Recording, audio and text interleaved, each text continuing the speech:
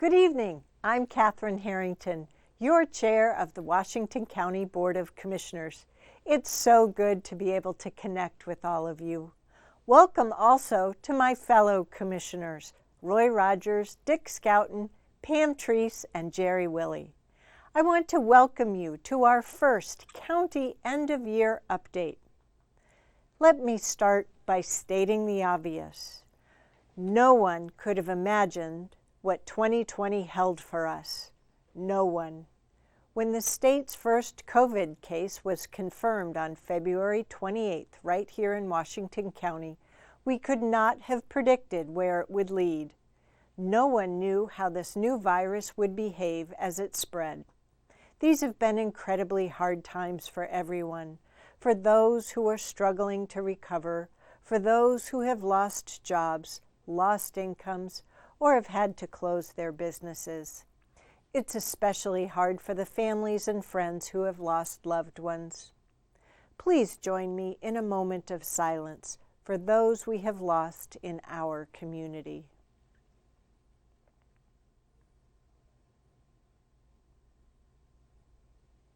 Thank you. To our amazing first responders, our doctors, respiratory therapists, nurses, EMTs, the grocery workers, the transit drivers, and so many more, thank you. We are so thankful, too, for the county staff who, through it all, continue to come to work each and every day to provide vital services for our residents. They deliver every day for you.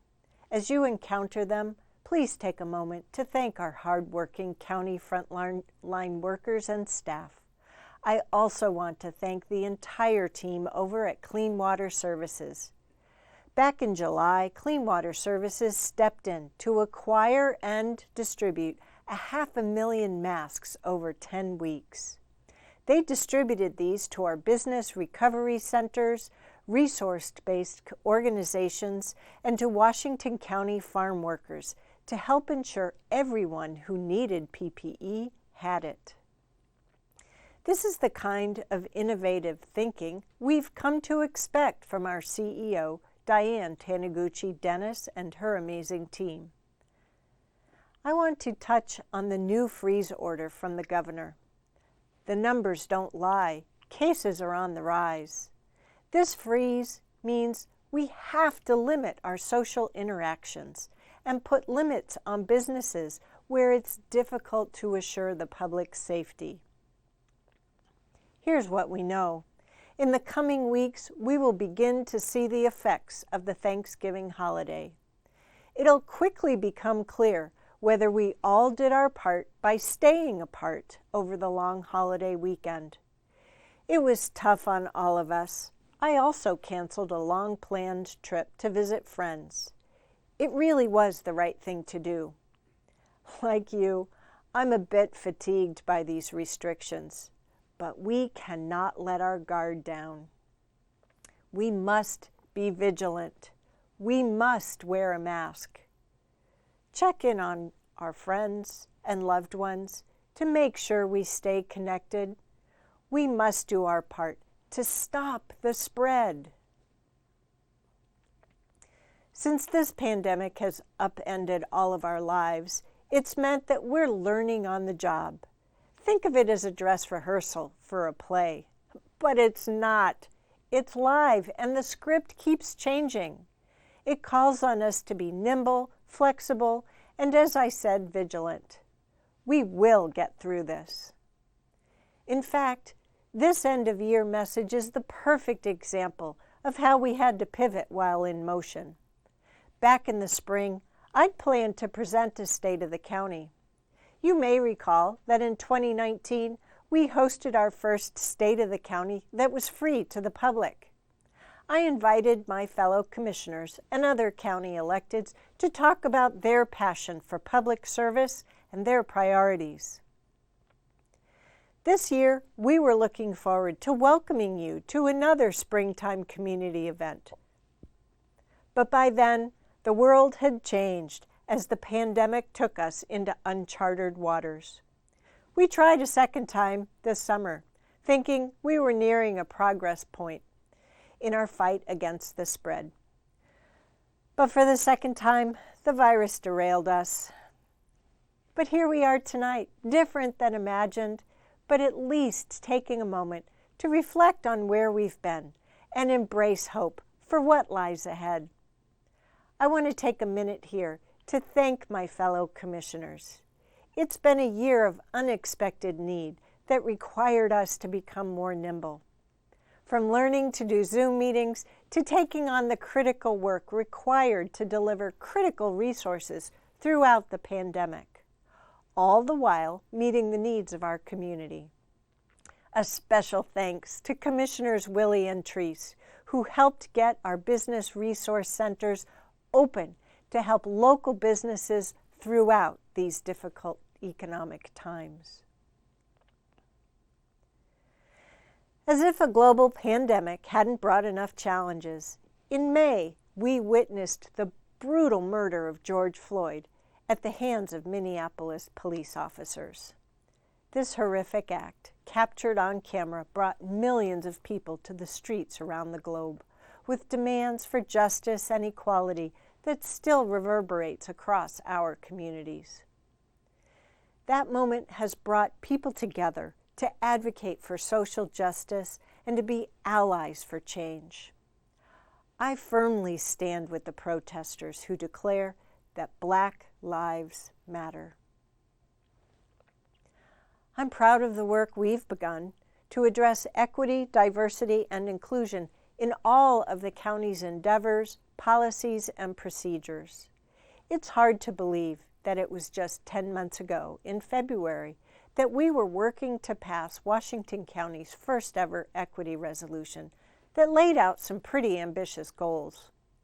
Through the budgeting process in May and June, we met our first commitment, funding 5 new positions for our new Office of Equity, Inclusion, and Community Engagement. We hired our first Chief Equity and Inclusion Officer, Latricia Tillman, and she's in the process of getting her team on board. Welcome, Latricia, and thank you in advance for all of the progress you and your team will help us accomplish in the coming years. Addressing equity, diversity, and inclusion is a journey, and it's a journey with no finish line. But we've taken these first critical steps, and it's given me great hope for what lies ahead. You know, it's not enough to denounce racism. We need to own space as active anti-racists. I'll continue to ensure my words are not performative, but rather are backed up with action. I acknowledge my privilege, and I will continue to work on tangible practices and policies to actively dismantle organizational and systemic racism. As we continue this journey as a board, as an agency, and as a community, please tell us what you think if we're getting it wrong. To be honest, I'd like to hear from you when we're getting it right, too. And if a once-in-a-100-year pandemic and protests for racial justice didn't cause enough concern in one year, then came the September wildfires and the hazardous smoky air. In Washington County, we were fortunate to get by with little property damage and no loss of life. Unfortunately, the same cannot be said for our neighboring counties. And as we all live regionally, likely we are all touched in one way or another by the wildfires. These wildfires were the largest and most expensive disaster in Oregon's history.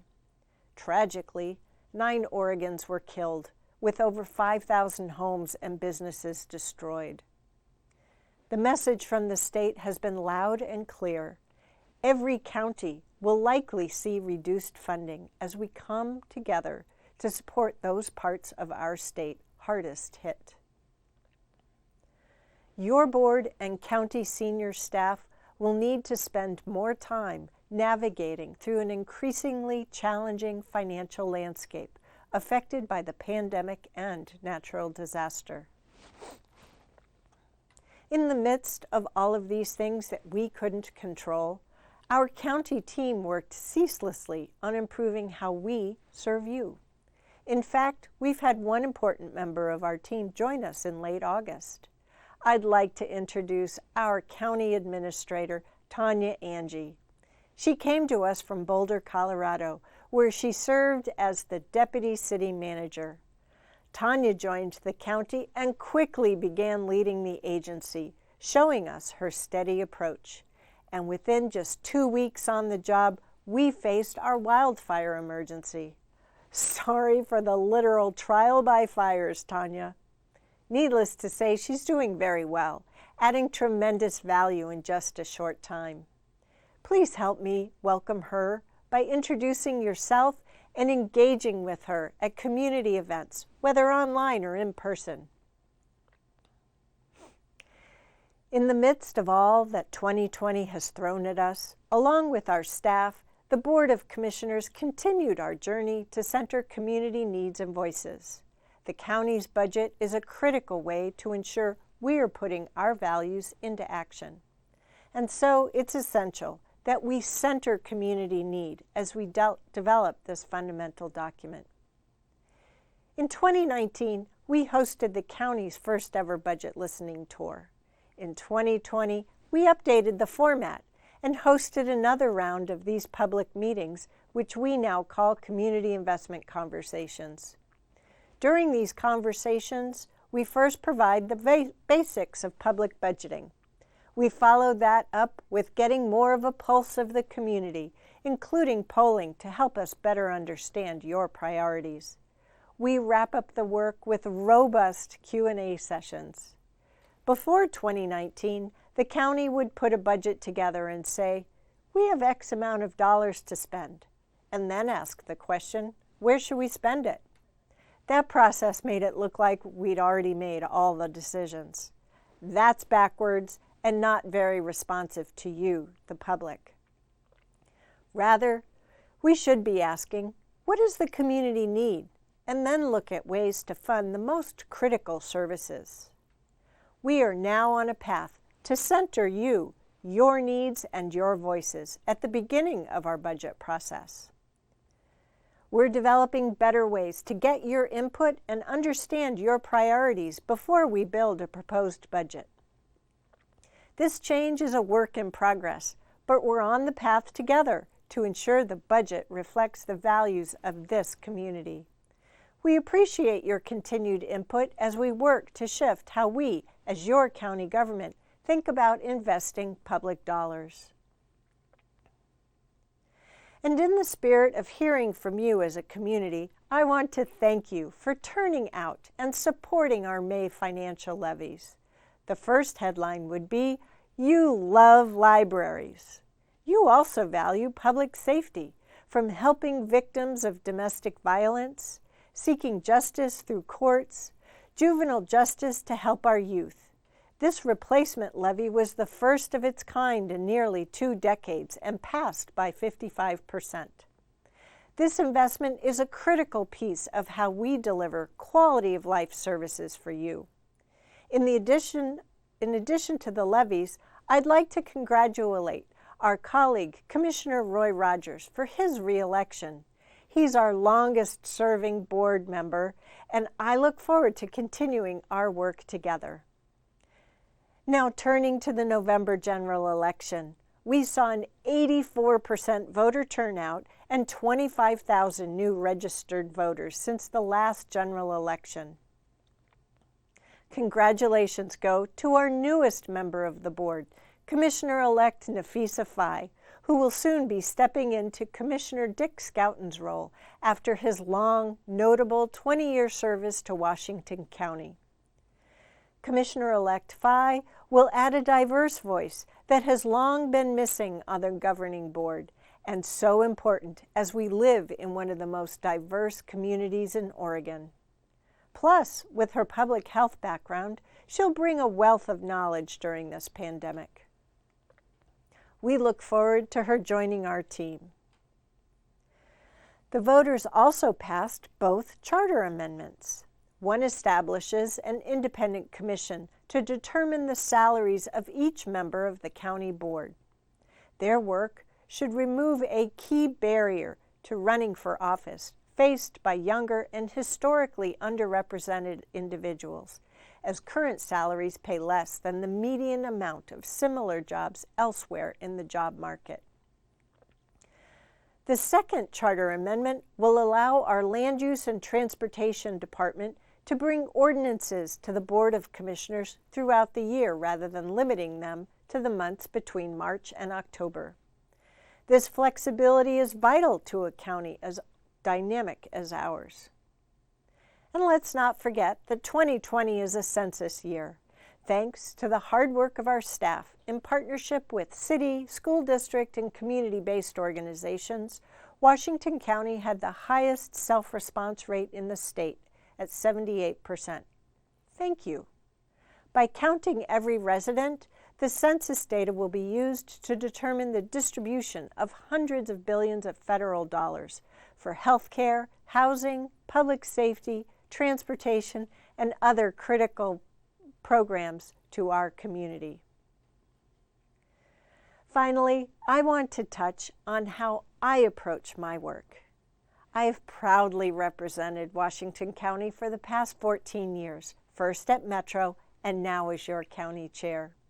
Serving in this role is a privilege, and now that I'm 2 years into serving as your chair, I wanted to tell you a little bit about how I approach a problem.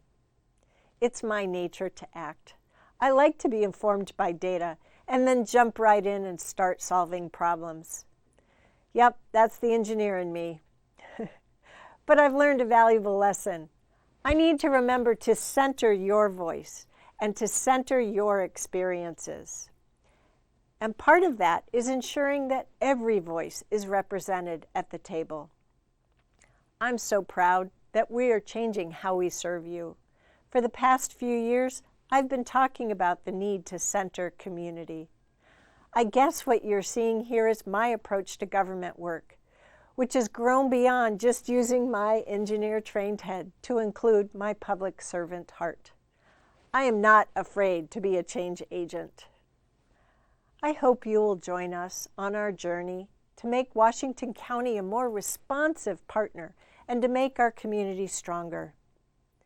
As we look back on this year, we've all had to adjust to a new reality.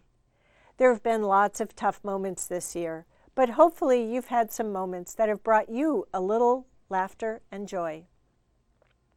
To my fellow commissioners, thank you for your commitment to the people of Washington County. To Commissioner Schouten, we wish you all the best in your retirement. And to the full board, a warm thank you for working together with me through these trying times. 2020 has reminded me how much I love to be around people. Even though I'm an introvert, I thrive on being around friends and colleagues. And let me tell you, during the first shutdown, and now again as we move through this freeze, I've really noticed how much I am missing friends and colleagues and being with them in person. I also was reminded that we get through difficulties by relying on one another, whether it's donating time or money for fire disaster or COVID relief, or picking up the phone to chat with a friend who just needs to connect and check in on how they're doing. Looking ahead to 2021, I envision what's next for Washington County, and I'm reminded what makes our community strong is our diversity. What makes our community strong is standing up against racism and inequity. And what makes our community strong is doing this work together. I hope that you have found inspiration and silver linings during these challenging times. For me, I have found more time to check in on my neighbors, to turn my commute to work into a healthy commute and go for a walk. I've also found a creative outlet and have made over 200 fabric face masks to give to others. It's given me time to reflect on the importance of serving those in need, to do all we can to help lift everyone up. I've also partnered with the county chairs for Multnomah and Clackamas County because we're all in this together. The most important thing we can do is to stay safe, stay healthy, and look out for one another. We are best when we work together. Think outside of the box and find new and better ways to serve you. Thank you for joining me tonight. Be well. Please take care of one another, and good night.